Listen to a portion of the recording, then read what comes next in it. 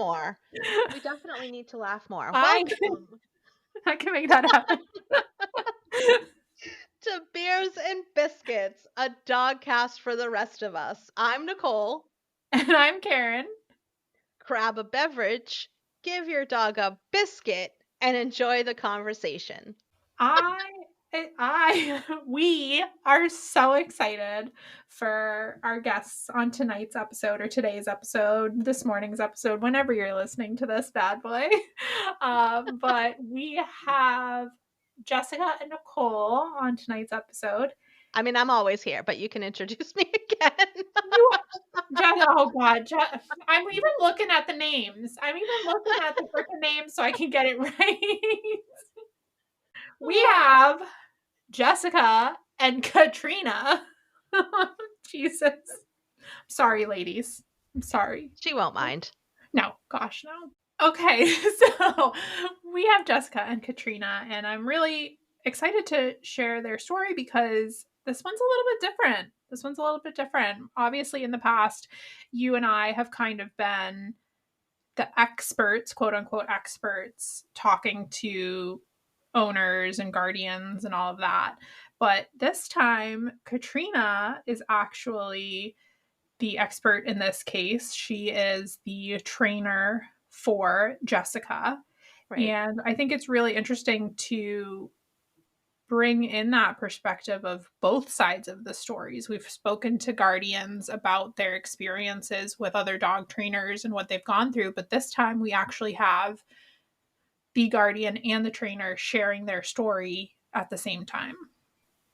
Right. I think it's so helpful to get both of those perspectives, right? Because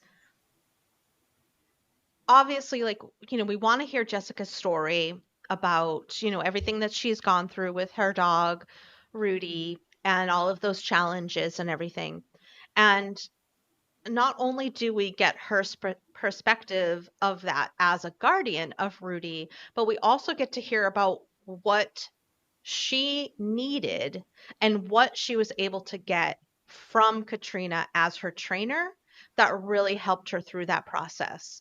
And so to me, that's so necessary, right? Because I think it goes to this larger discussion sometimes about, as a trainer, are we really giving the guardians what they really need? We can do all of the, the mechanics, and we can do all the methods, and we can do all of the training, but sometimes there's a little other piece that the guardians really need.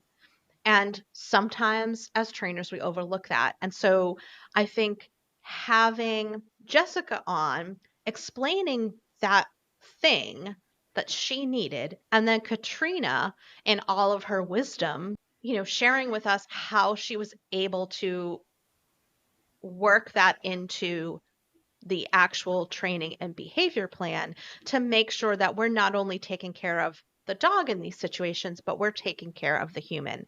And I feel like having both sides of that story is so powerful. And it's just really cool to me because at the time of recording, I'm sure still, but at the time of recording, they were still actively working together. So I think it just speaks to the way relationships should be between guardians and trainers, right? That as like, look, at the end of the day, it is a client and a business owner.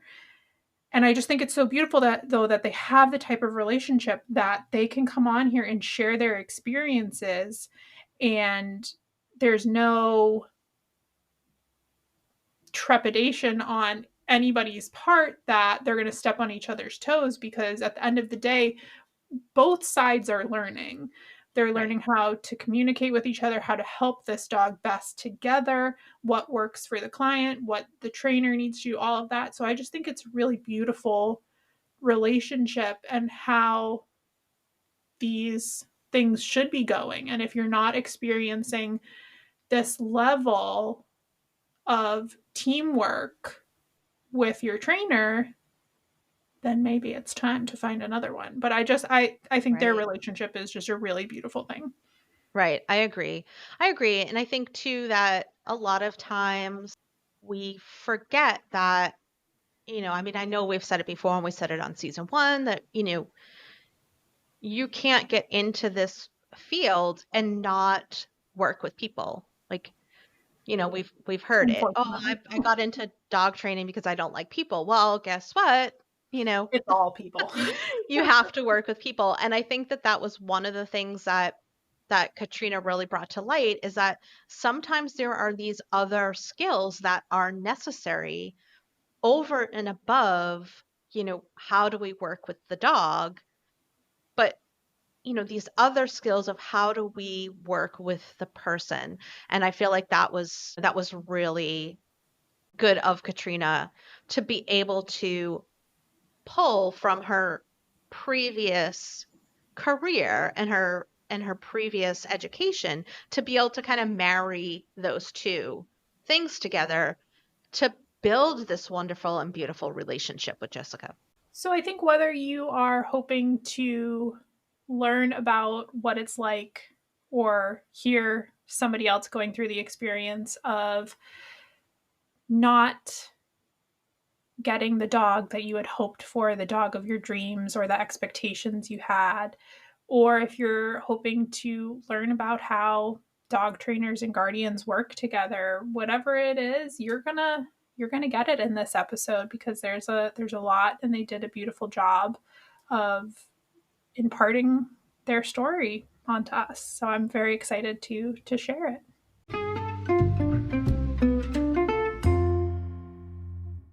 All right, so welcome, welcome, welcome to the first episode of season 2. We're so happy to be starting off this season with a good friend and fellow trainer. See, I will cut that out because I don't like my accent. Oh, I was just gonna say your New England came out there. With fellow trainer Katrina. And I think Katrina has some news for us. I do. I have really big news. News that I was not anticipating having to share tonight, but here we are. I did finally get the news that I passed my exam. Woo! And I am officially a certified dog trainer. Awesome. Congratulations. That's so Thank awesome. You. Such a huge weight lifted. Yeah, I was so excited for Thank you. Very excited. You two have been a huge support, so I really appreciate it. Oh. So, Katrina, why don't you introduce yourself? Give us a little information about you, what you do. I started practicing as an SLP, so a speech language pathologist. I practiced for about 10 years working with kids and adults with various communication and language disorders. And a lot of what I did working with them was use operant conditioning, primarily positive reinforcement to change behavior or to teach new skills. And so I had a very challenging dog. And I decided at one point that it would be brilliant of me to listen to a trainer that really knew nothing about dog training and recommended that I do something that was probably not the best option for my dog. And so later on, I started working with another trainer who used positive reinforcement. And the change that I saw in my dog was just a complete 180, phenomenal, just personality started to blossom. A lot of the fear started to shift away. And so I was just like amazed at how profound positive reinforcement training is with dogs. And at some point I just said to myself, it's kind of like what I did as a speech language pathologist. And so that was 3 years ago.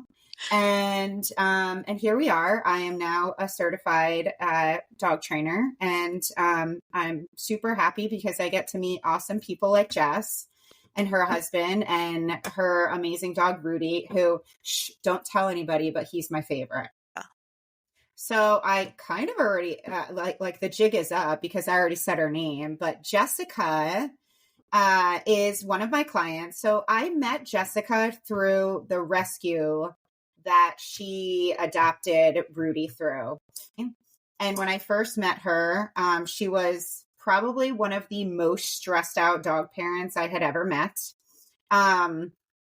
She definitely, and Jessica will tell you her story, but she had gone through some things with her previous dog. And so she ended up getting this wonderful dog through the rescue. And of course, as we know, the first couple of weeks are always wonderful with rescues. And then at some point, their true personalities start to come out and they get comfortable and they get adjusted to the schedule and the predictability is there.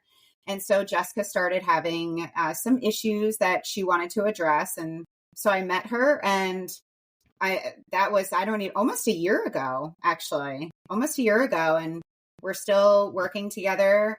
We speak often. I receive Rudy mail from her because she knows how happy it makes me. So she'll send me pictures and videos of Rudy. So Jessica is here with us, and I'm happy to be doing this alongside her. She's an amazing dog mom. Nice. Welcome, Jessica. Thank you. Thank you, Katrina. So what we like to do to kind of break the tension is do some icebreaker questions. So I have one question for Katrina. Are you ready? I'm ready. If someone gifted you a lifetime supply of something, what would it be? Or what would you want, rather?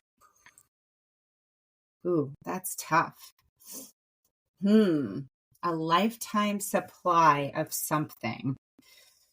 I mean, is it too cliche to say money? I think so. Okay, so let's skip that. Okay. My next biggest thing that I love is tissues. I love tissues. I love to blow my nose. All right, so I will have to remember for our thank you gift to Katrina, we'll send you a box of tissues. Just said that to my husband this morning. I'm like, I really blow my nose a lot.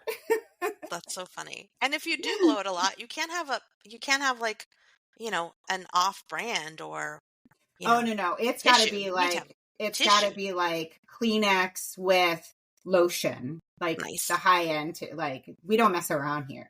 It's good stuff. All right, Jessica, are you ready for your question? I'm ready. Maybe. All right.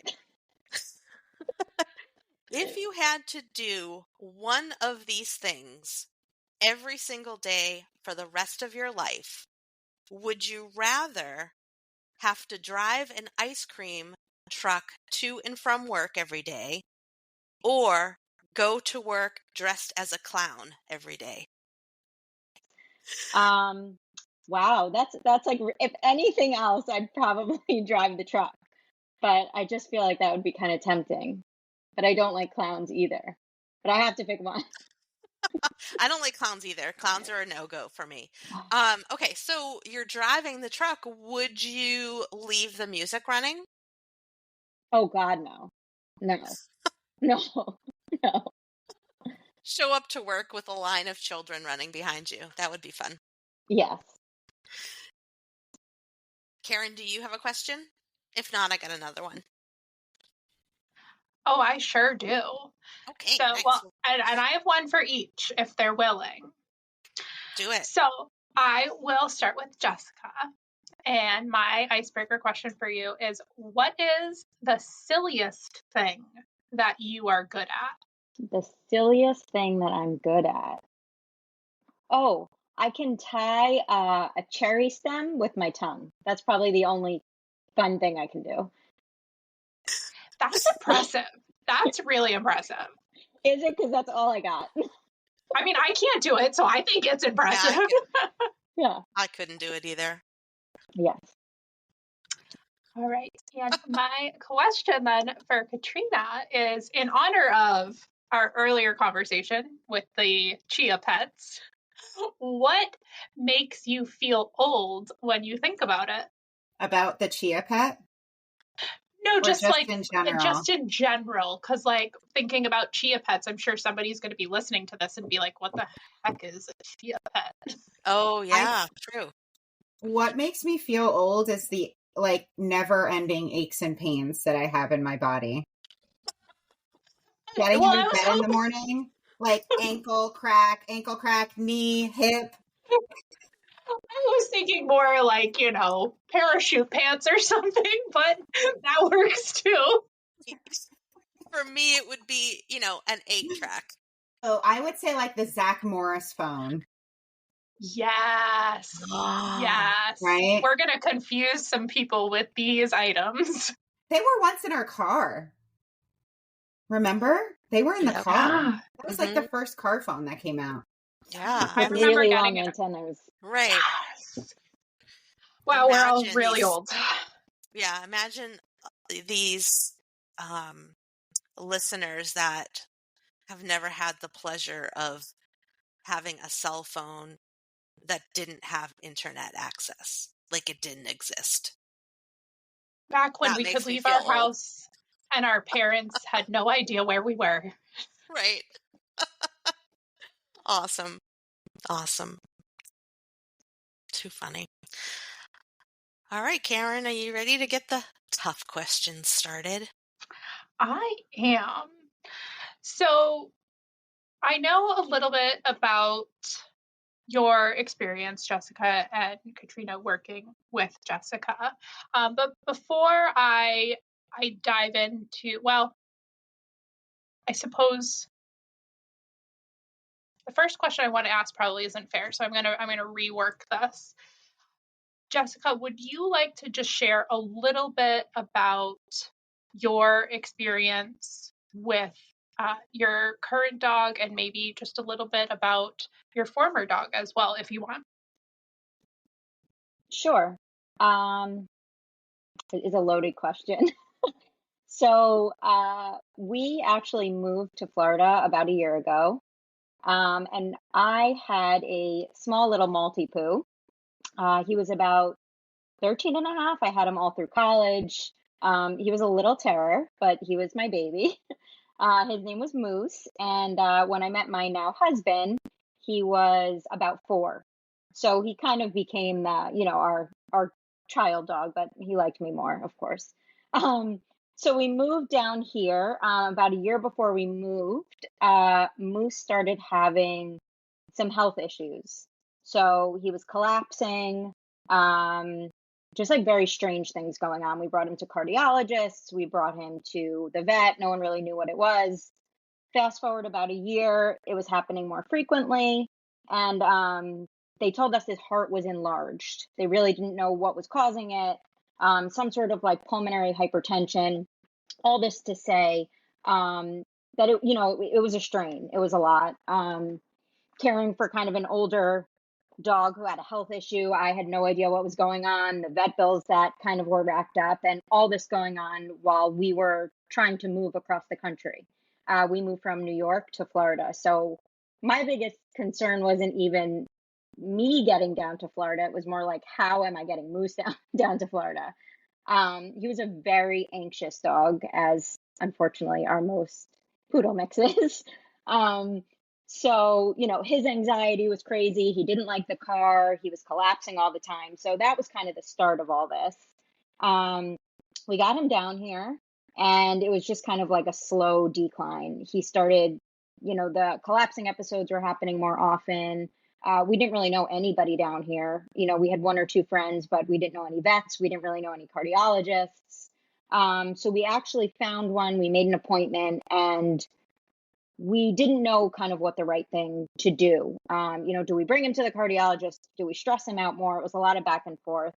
And unfortunately, we had to put him down because it was too much. His heart was in complete right side heart failure. So that was Moose.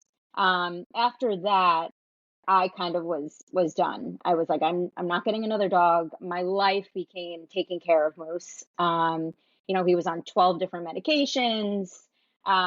He couldn't be left alone because of all the anxiety. It was a lot. I was pretty much like a 24/7 caregiver. So when he passed, it was I don't know the right way to say. It wasn't a relief. It was obviously very hard, but it was kind of like everybody can be at peace except my husband. He was, distraught. He grew up with dogs. His whole life was dogs. I had never had a dog before. Moose was my first. So within a month, we were already on all of the rescue websites, all of the shelters, going to look around to try to find another dog. And in the back of my head, I was like, we're not getting another dog. Like, I'll let him look. I'll let him, like, we'll see. And, it's not happening. And then we came across Rudy. And it's a very small rescue in Florida. I had, never really heard of them. Jesse, my husband, did a little bit of research, and Rudy came to the apartment, and he was this vibrant, bubbly, friendly, just like this spark of joy that the apartment was missing, once we didn't have Moose anymore. So, of course, I fell in love with him, and Jesse fell in love with him, and then we had Rudy. So, like Katrina had mentioned, the first 2 weeks he was Rudy. He was a little crazy. They told us he was about 8 to 10 months. I do think he was a little bit younger because he had a ton of puppy energy. And I said to Jesse, I was like, before anything, I want to get a trainer because Moose was never trained and he was nuts. So I'd like to kind of nip this in the butt before any, behavioral issues come about. I'd like to just, even just for manners. And I literally, I'm so grateful that I had that in the back of my head, because if I didn't have Katrina, when his personality did come out, I don't think Rudy would be here. He's a great dog now, 10 months later, where, like Katrina said, we talk often. I'm still working with her on things that are evolving, each day. And there were a lot of behavioral things that I just had no idea about with a rescue. You think rescue and you think like, oh yeah, I'm doing this great thing and this dog is just going to love me because I rescued him. But they have, they don't know. They're dogs that, they're happy to be in a home. They're happy to be loved, but some of them have a lot of behavioral issues. So Right. I'm very grateful to have found Katrina. So Jessica, what made you choose Katrina as a trainer?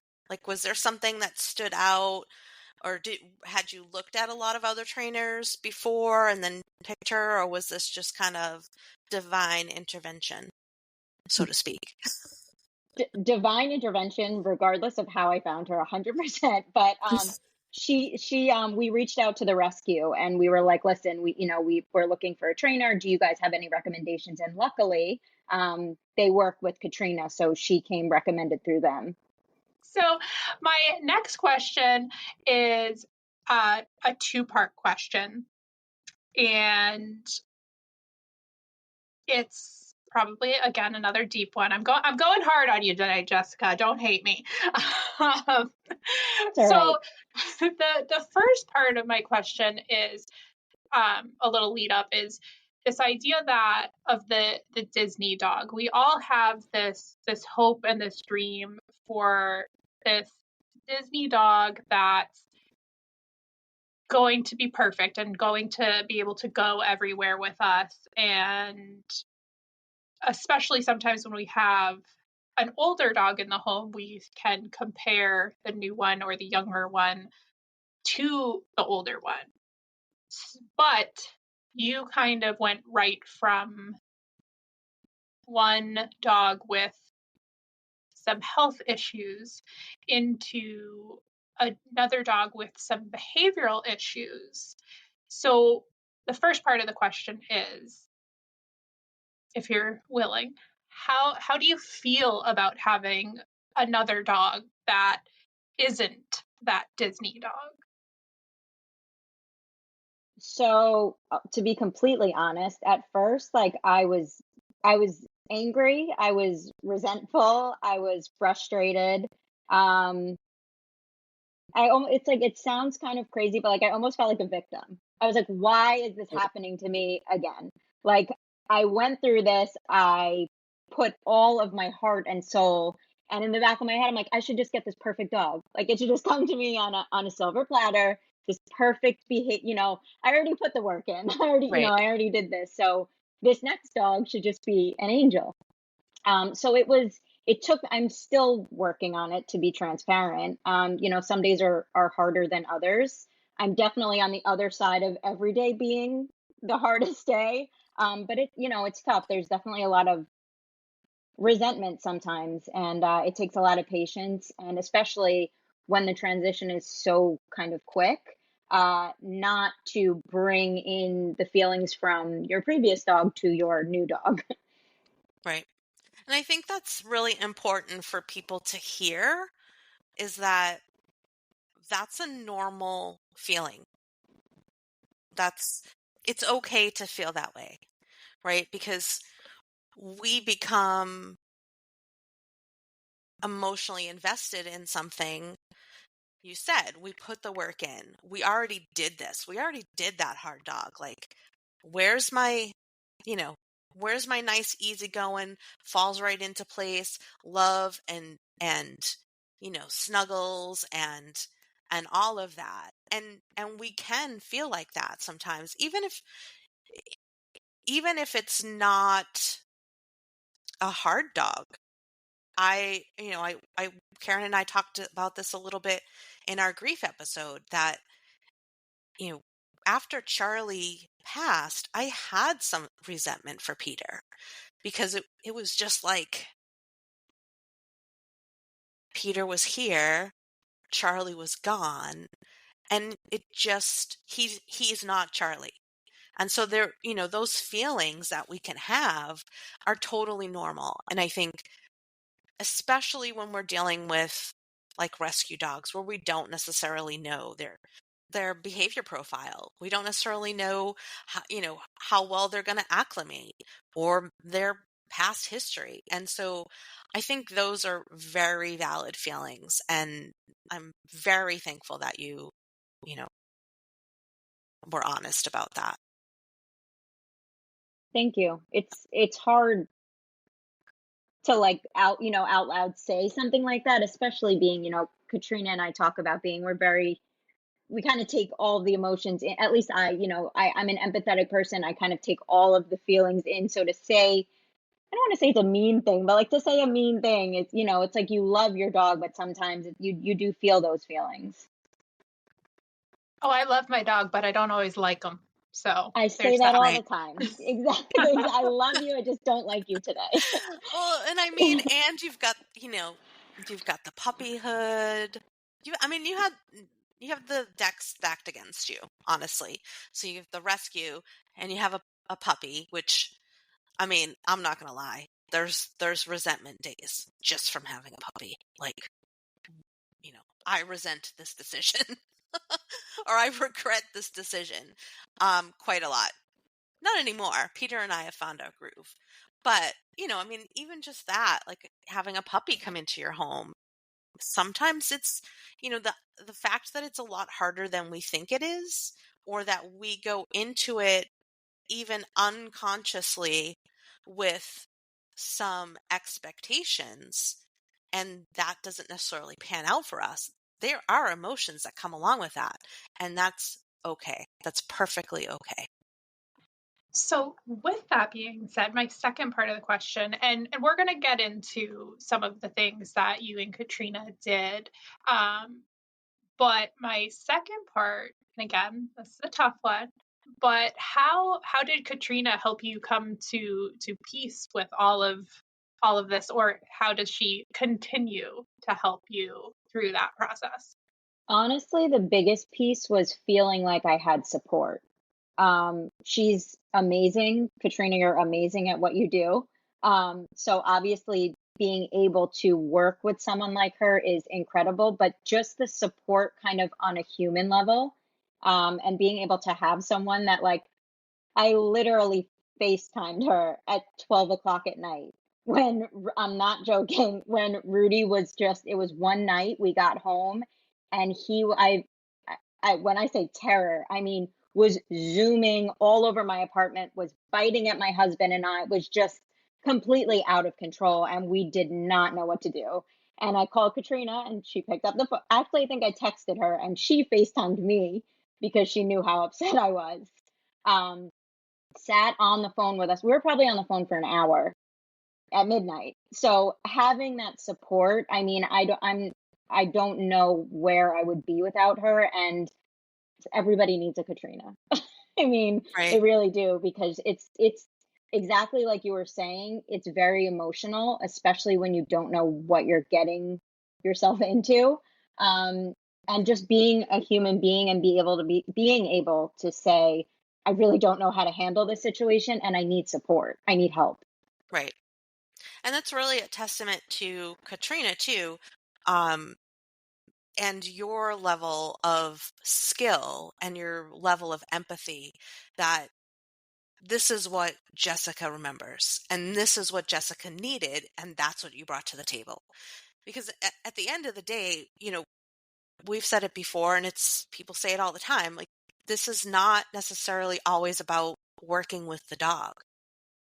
Most of the time it's doing this kind of triage for guardians. And I hate to say that, but a lot of times that's what it is. It's being that person that they can just let it out to. They can get it out, the things that are frustrating them, the things that, are hurting them or hurting their heart, or, dealing with what you said, I'm expecting this.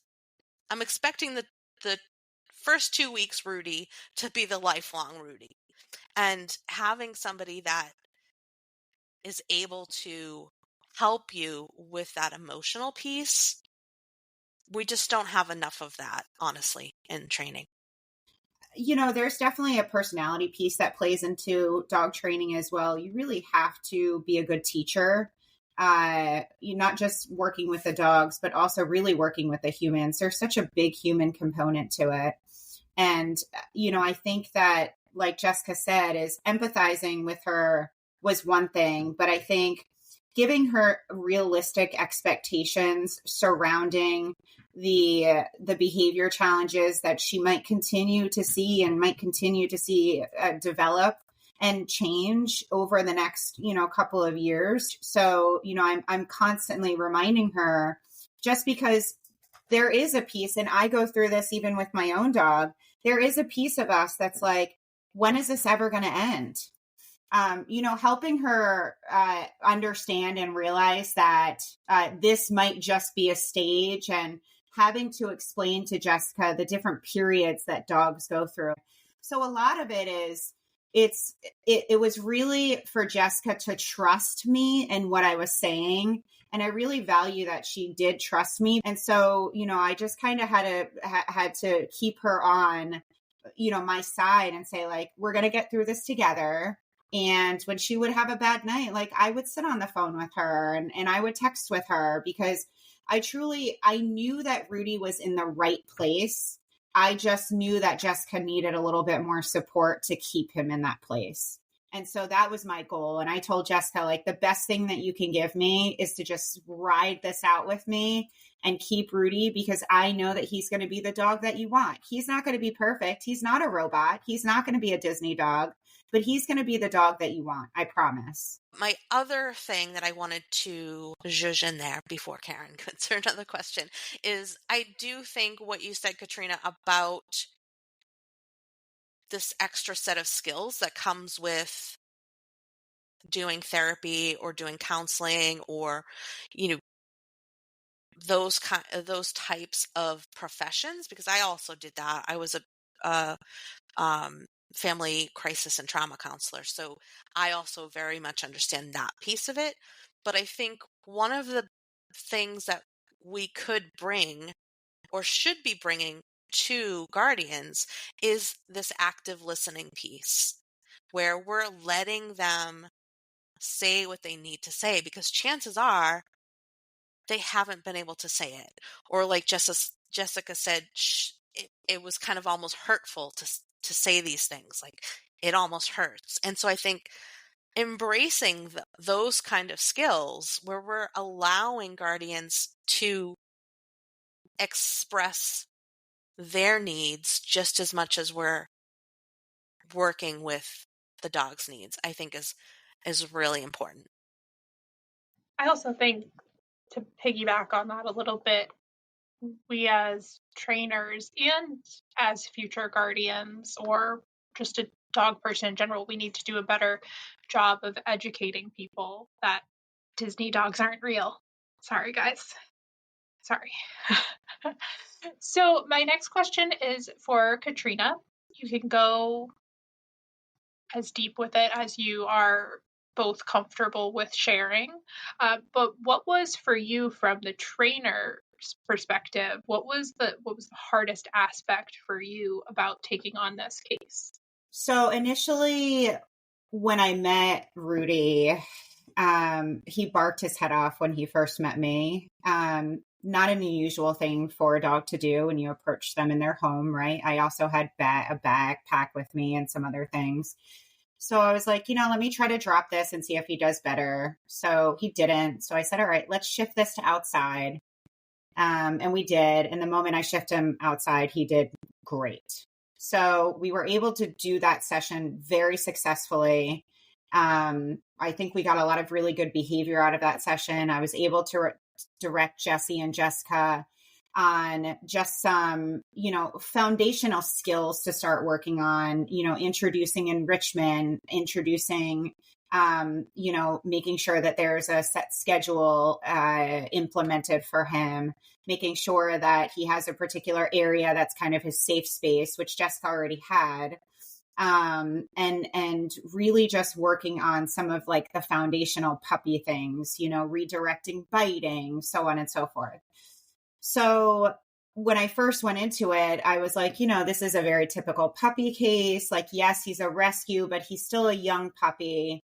But there was a huge medical component to Rudy. One that we truly did not understand the magnitude of it because there was a lot of information that just wasn't shared with us.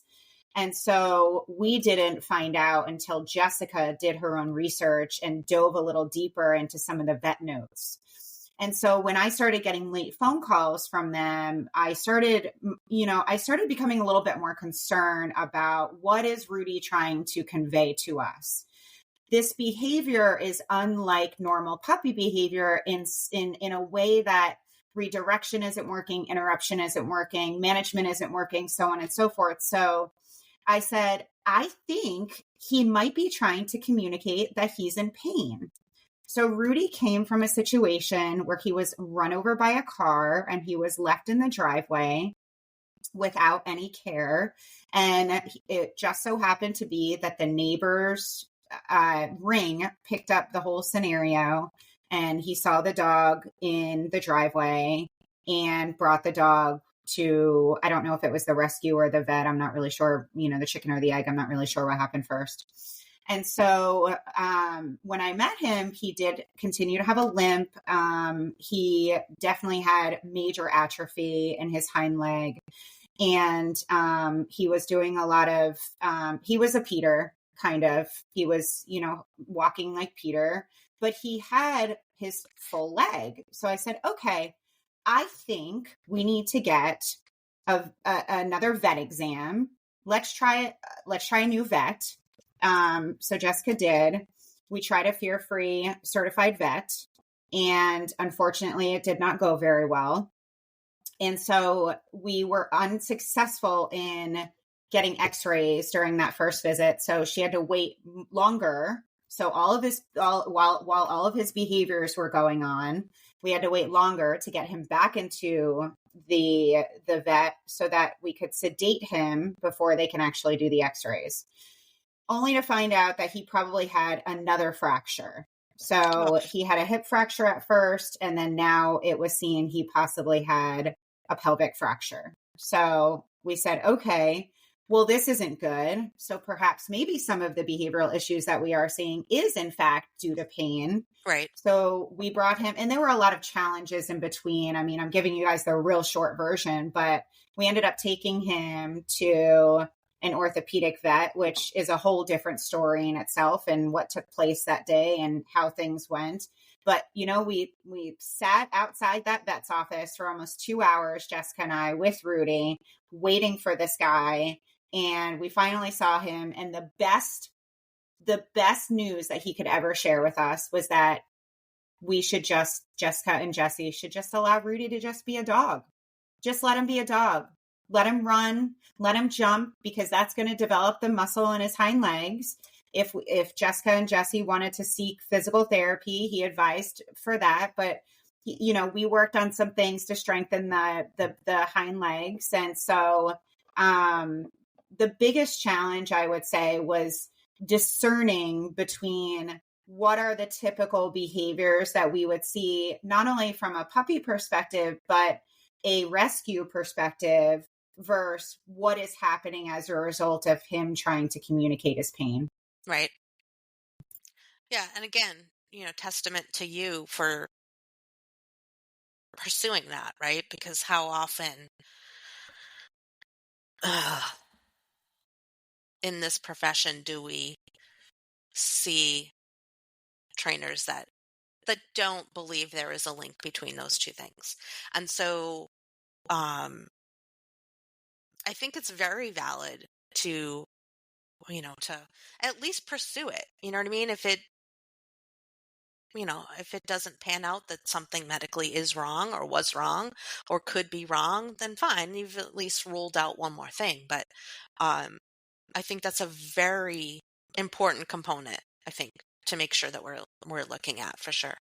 Well, and I also want to say that I think it's also a testament to you, Jessica, for first and foremost not only going that far. Most people, unfortunately, probably wouldn't dig that deep. But I also want to commend you on something that I don't think enough owners do, and that's taking up, I'm sure it was an offer by Katrina, an offer to go with you to the vet appointment. Because there are so many times I say to my clients, whether it's that awful, terrible end of life one, or it's just they're struggling to communicate with their vet, and I go, right, I'll come with you. Right. And not enough people take up their trainers on that, I think. That kind of goes back to like let me back. I think I blacked all of that out because there was so much going on when we first, as Katrina's telling me this, I'm like, oh, I did go through that. Like, yeah, we did do that. Like, wow, I forgot about those things. So I do think there's a part that you kind of just push forward when you're in that situation. And I guess I don't know. I like Katrina was saying, I trusted her, and I didn't feel comfortable doing these things on my own, especially because we didn't know really how to handle Rudy, how to deal with the barking, what to do when he kind of went into this fit of, barking at strangers and whatever it may be. So I'm, kind of grateful to have had somebody to help me through that, because it was challenging. So my next question then for Katrina is kind of piggybacking off of the last one about the difficulties in this. And I just want to highlight something that I think is really beautiful that you did, and I want other trainers to know about it and be aware of it and do it. And that is when you reached out to me. You had a couple of just like sticking points, and you just wanted not just a sounding board, but you wanted another set of eyes on this. But when did you, as a trainer, think or know, all right, I think I'm going to bring somebody else in on this? I would say it was after we ruled out pain as the fundamental reason for a lot of the behavioral issues. Jessica started him on supplements. He was doing really well with, using his hind leg. He was starting to walk on it more, but the behaviors were continuing. And I got to a point where I was starting to I feel like at that point I had tried almost everything. We tried the enrichment, we tried the schedule, we tried management. The one thing that I really needed to convince Jessica and Jesse to do was really use the crate more as a management tool. Because Rudy was a dog that would not shut off unless you completely left him alone. And so while they were in the home, if they just had him in his normal little area, which was, part of the kitchen, he was still just unable to shut off. So he was a dog that was just not getting enough sleep, that was just super over aroused all the time. And so I said to myself, maybe he's got some, cognitive dysfunction that I'm just not seeing. And maybe I'm just not experienced enough to identify. Maybe he's got a little component of hyperactivity. And, I really just needed someone who was more experienced than me in dealing with extensive behavioral issues to just be a sounding board and say, hey, these are all of the things that I've tried. This is what's failed. Do you have any recommendations on something else that maybe I didn't try?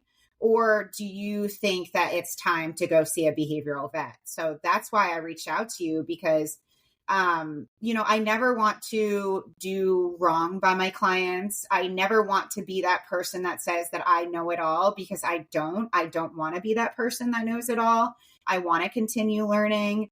And I think that reaching out to you and just even hearing some of your feedback, Karen, I was like, wow, I didn't think of it like that. And I even I did say that to Jessica. Some of the things that you and I spoke about was, doing a complete, I think, what did you call it? A complete like mental break where we just shut everything off. Basically, he doesn't, call it he's a brain not really break.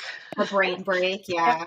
And I thought that was wonderful. And so I did bring that piece to Jessica. And another piece was, maybe it's time to consider medication. And so there were a lot of things that were going on in my head, but I needed somebody else to reassure me that, all right, this might be the appropriate direction, or try this first before you go that route. And you gave that to me. So I'm thankful for you, because you really did help support me. And I told Jessica that I reached out to you for a second opinion. She didn't know it was you, Karen. She just knew it was someone. So then I have a question then. So for Jessica, at what point? Oh no, let me start again. What is the biggest thing that is given you guys the most change, or that's Peter. I don't know if you can hear him. The most relief that Katrina has helped you with? That is a loaded question. I think implementing the crate was huge. Being comfortable with leaving him in the crate and kind of learning how to manage him within a place where he felt comfortable with us being home. We're still dealing with challenges with him. Every day is like a new thing. But kind of, I think having Katrina in my corner and giving myself kind of grace to be like, it's okay. He's not perfect. We love him. And we're just going to have to work through whatever challenges the next day brings. I feel like every day is a new day kind of with him. But just kind of learning his personality and working with him and understanding, like, okay, he's not going to be the Disney dog, like you said. So what can we do together to live together peacefully, and just being able to manage his kind of behaviors? I don't know if that answered your question. No, definitely. Because I think a lot of times, definitely, okay, let me go back. So definitely the lack of sleep is huge. I mean, even for people, right? I don't know how many times Karen and I have been like, today is going to be a big old fart noise because neither one of us got any sleep. So sleep is crucial for behavioral stability. And so I think, was that, Katrina, that was your idea?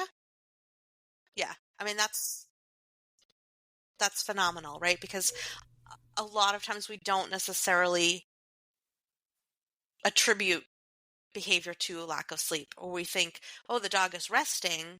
But like you said, in your case, he wasn't really resting because when you're there, he's always on. He's always turned on. And so working with you to feel okay about the crating on top of working with him to be able to settle with you home in the crate, I think is was really smart. It was a really smart move there. So yeah. I just want to jump on that sleep idea because I love dropping the sleep statistics on my clients because they'll come in with these puppies and you can just tell that they are at their wits' end. And then I go in with, they need X amount of sleep. And they're like, we're allowed to let our dog rest that much? And I'm like, yep. Right. Put him to bed. Right. I mean, I think that was huge for me with Peter too, because I didn't have that with Charlie. Charlie just came chill. Like he was just born a sack of potatoes that just wants to lay next to you for his entire life. And so having Peter, it had been a really long time since I had a puppy that actually had like puppy energy. And so that was a huge piece for me too, is remembering that yeah, maybe some of this, I don't know, Karen, if you remember us talking about like the demand barking, which I don't even know if that's really appropriate to refer to it as demand barking. I think it was more of just, I don't know what the hell to do with myself barking, and implementing more sleep and more quiet downtime. Game changer for sure.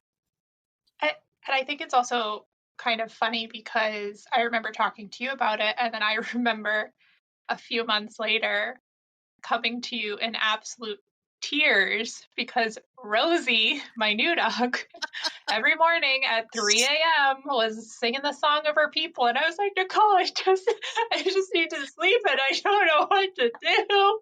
And you were like, get up, let her out, and go back to bed. And I was like, it can't be that easy.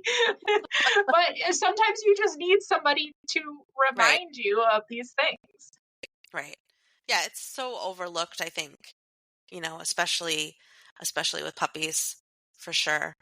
And even just with behavior issues, they need to reset. They need to have, this period where they can just regather themselves.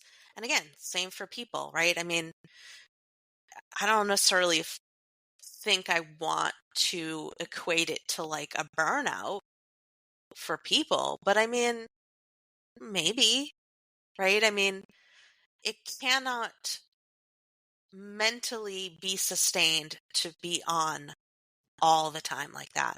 And so yeah, I think that was super smart to tackle it that way.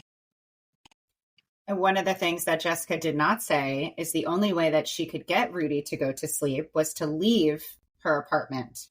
So Jessica was taking her laptop, taking her work, trying to go somewhere else just to get him to sleep. So it's not like she was like, put him in the crate and then he'll sleep. Oh, no. She had to completely leave her home.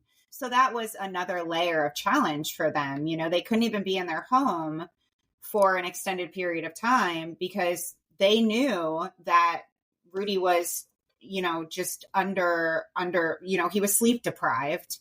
And Jessica was really concerned about that because she could see when he was like crazy mode, like she was very in tune to his lack of sleep really manifesting into some of the behavioral things that she was seeing.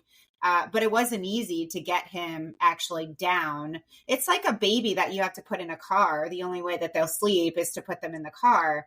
This was like, you have to leave your home. So you're putting Rudy in the car, which is the apartment, to just get him to go to sleep. And Right. that's what they were experiencing for quite some time. I mean, I want to say probably up until recently, Jessica, is when you were finally able to be in your home and he's actually able to rest. So now he'll lay in her bed and he sleeps behind her, and he takes his little normal cat naps. But that was even an additional challenge for them. Well, not even figuratively. Like, my husband literally put him in the car. Like, we could not, like, he would not turn off. He would not go to sleep. So at 11 o'clock at night, we were just like, I have to be up in the morning. This dog is flying around the apartment. We had to put him in the car like a baby, put him in the car.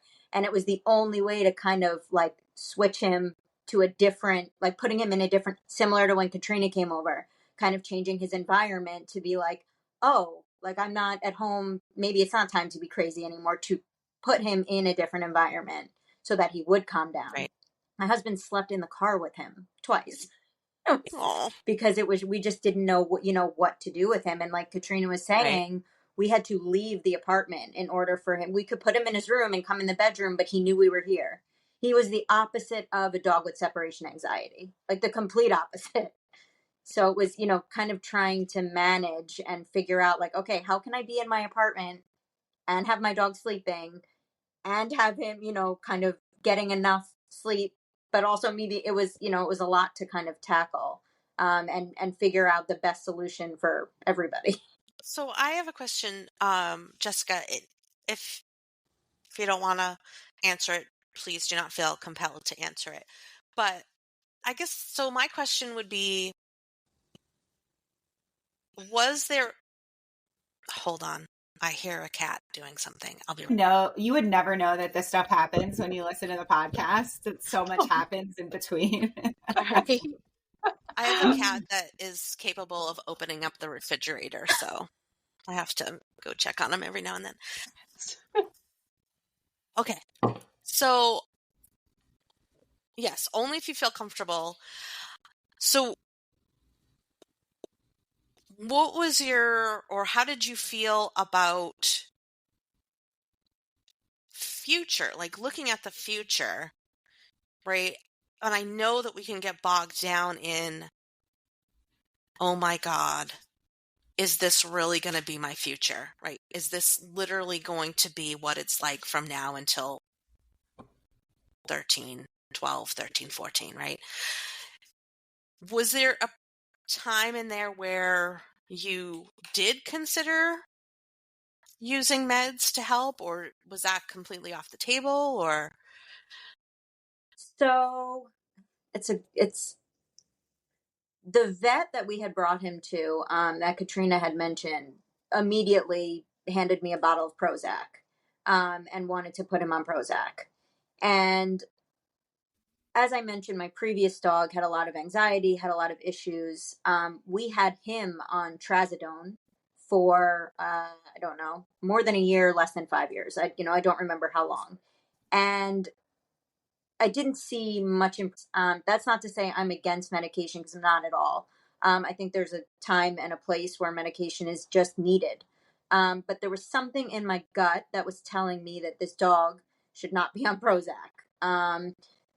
The vet didn't, met him one time and he was barking, and which, was just the first thing. So in the back of my head, I said, listen, if he needs to be on medication, I want to be able to give him the tools to be the best dog that he can be.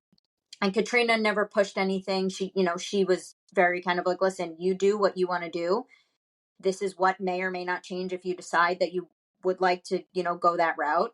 And I have the medication in my cabinet, and maybe we'll need it. And if I'm still seeing that he's out of control, my life is kind of upside down still, things aren't progressing, I'm not seeing any improvement in him, if he's suffering, I think we'll need to go the medication route. But for some reason in my gut, in the back of my head, it was kind of like, I need to let this pan out a little bit.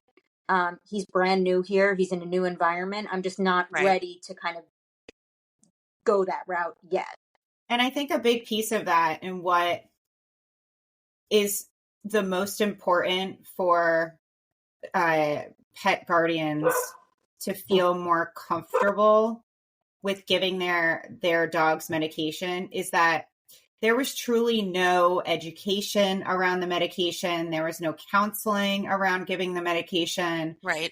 It was definitely a big disappointment of mine, but I understood Jessica's position for that reason.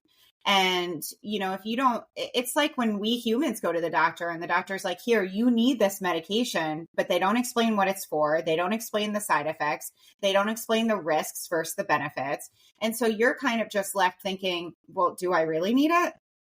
And really questioning, you know, what the doctor is prescribing for you in terms of a treatment. So that's where we were. And I couldn't argue with that. I really could not. Right. And had the doctor had done his due diligence in explaining what it was for and what it could do and how it could change him and the side effects, I might have been a little bit more on board and maybe a little bit more in favor of medication for Rudy at that point. But I didn't, because I couldn't support a situation that didn't fully inform Jessica and Jesse to make a good decision.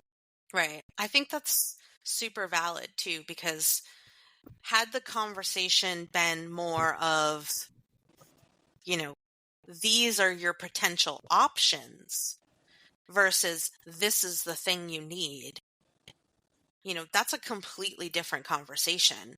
You know, walking in there and your vet just handing you Prozac versus, hey, we have this, you know, a whole myriad of different things that we could try when you're ready or you feel he's ready. These are the way some of these work. Some of these you will need in conjunction with another med. Some of them are daily. Some of them, you know, as needed.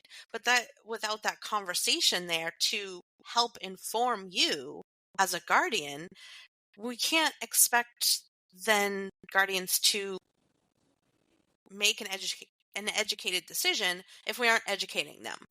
Another kind of component to this was that Rudy had actually had a tapeworm during this whole situation at some point between the hip and the Prozac. So we gave him a dewormer. I forgot the name of it. It'll come to me. But we gave him just a, you know, whatever the dewormer is. And he had the worst adverse reaction to this medication. I mean, running back and forth in his little pen area, his pupils were the size of his head. He was whining, he was barking, he was panting. I mean, just so, just completely not himself. And to see him, I mean, my husband and I didn't know what to do. It was like, what is happening? Nobody told us that, like, this could be a side effect. We asked the vet, nope, that's not a side effect. This is a very safe medication. So I think that kind of played a little bit into my decision also, because I said, I'm already dealing with all of these issues. I don't want to do something else to then add on to the problems we already have. So I want to kind of start to bring this in, wrap this up. And this has obviously been a challenging experience for the both of you, but I also think it's a common experience that a lot of dog owners go through. So for both of you, again, I'm hitting you with the big ones, the tough ones, but what has kind of been your biggest takeaway from this experience from the guardian side as well as the trainer side? And does Jessica want to go first? Sure. The biggest takeaway, I think, is patience. Having that support and knowing kind of who you're working with as a trainer to make sure that your kind of values align in how you want to train your dog. and expectations, just kind of like releasing all of the expectations that you have and saying, this is, he is a great dog. I know eventually he will be, whatever that looks like, a great dog. He may not be the dog that I thought I was getting. He may not be, the easiest to deal with all the time, but he is who he is, and he is a great dog. He's so funny. He has such a personality. I send Katrina videos all the time. He does the funniest things, but it's like appreciating him for who he is and not getting upset. I still get upset, but not getting upset every single time something that I just can't deal with happens. I think for me, it's just continuing to be there on a level of support for all of my clients, because, it really doesn't matter what they're going through, because at the end of the day, we know as trainers that pet parents typically wait until problems arise to call you. So there's already heightened emotions. There's already heightened frustration that has developed. And so I typically like to be like the de-escalator, if you will, and try to educate them in a way where it debunks a lot of the things that they might have heard in the past, and really just educate them on how dogs think and how dogs feel. And I feel that as long as I'm doing my job in educating them and counseling them on their journey, through their journey, I guess I should say, that, they will come out on the other side. Will it be as quickly as maybe I want it to be or they want it to be? Like Jessica said, I think she's a testament to it, is that you really just don't know what you're going to get. I mean, I think, Nicole, you can attest to it with Peter, and Karen, you at CJ, you have a reactive dog. You're a dog trainer. Right. People think that we're supposed to have perfect dogs. And I'm not ashamed that my dog reacts when someone comes through my front door. I'm sorry she reacts. That's her personality. She's not confident. She's not comfortable when people walk through my front door. So if I can get pet parents to feel the same way Jessica does, and empowered in such a way where they accept that their dog is not going to ever be a perfect dog, that they will truly just accept the dog for who they are and embrace them for what they can bring to their life, because it doesn't matter their behavioral challenges. And Jessica, just reiterated this, is that he brings to her life a lot of things that she didn't have before. And so, there are some things that she still struggles with, but at the end of the day, she has a bond with the dog. And that is probably my biggest focus with all of my clients, is how to get you to understand their behavior in such a way that it continues building the bond and it continues the level of trust that they have for them. Right. Wonderful. Before I ask my last and final question, do you have any questions, Nicole? I don't, but I do want to just piggyback off of something that Katrina just.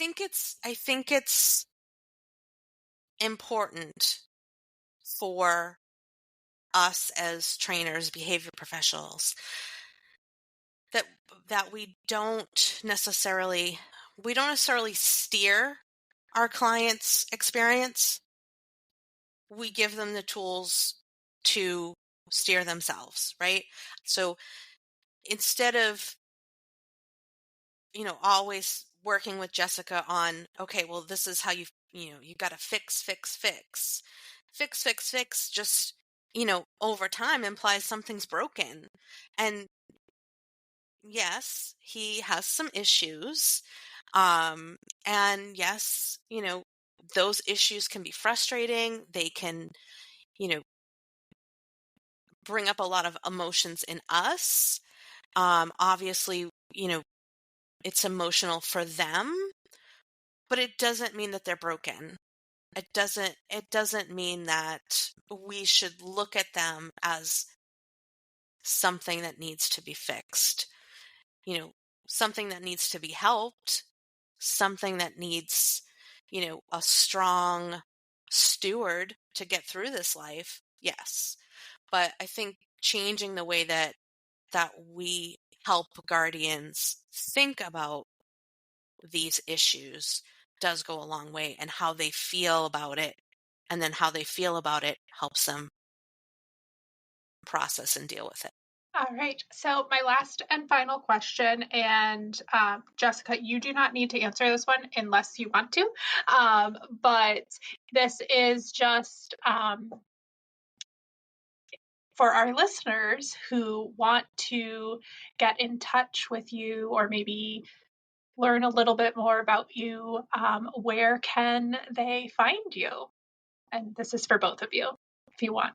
So I have like an Instagram, if that works. So if you want to share, you don't have to, but sure, you're welcome to. I would be happy to, if someone is in a similar situation and, kind of was just thrown into the fire and doesn't know really, just to talk to another pet parent, I'd be happy to talk to them. My Instagram is at jrichmond17, I think. I'll double check it and I'll send it to you guys. But yeah, again, having that support is huge. So I'd be happy to talk to anybody who, just needs to talk to someone who's been going through it. And my Instagram will now switch over, now that I have my official certification, we'll switch over to my official business account, which will be on Instagram, Pause to Reward, at Pause to Reward. And my website is almost done. It's pausetorewardfl.com. Karen, how warm is your beer? It's pretty warm. It's not great, but like I said before we started recording, the ADHD is so strong that I keep forgetting it's there, and then I go, ooh, beer, and then I go, oh, not so great anymore, and then I put it down, forget about it, and then I go, ooh, beer, and so it's this vicious cycle. But it's pretty warm. You need to name this "How Warm Is Your Beer?" Do you know where your beer is? It's so funny. On another episode of We Opened It But Didn't Drink It. Yes, I drank mine. I drank my entire Spindrift. Blood orange tangerine, gone. Nice. I would say I made it to here. Okay, it's not my night. It's not my night, Karen. You tried. So I have no idea where I left off, and I sure hope Nicole can go back and edit that for me. But sure can. This has just been so much fun and a pleasure, and we hope you enjoyed this conversation. Please don't forget to give your dog a biscuit from us, and until next time.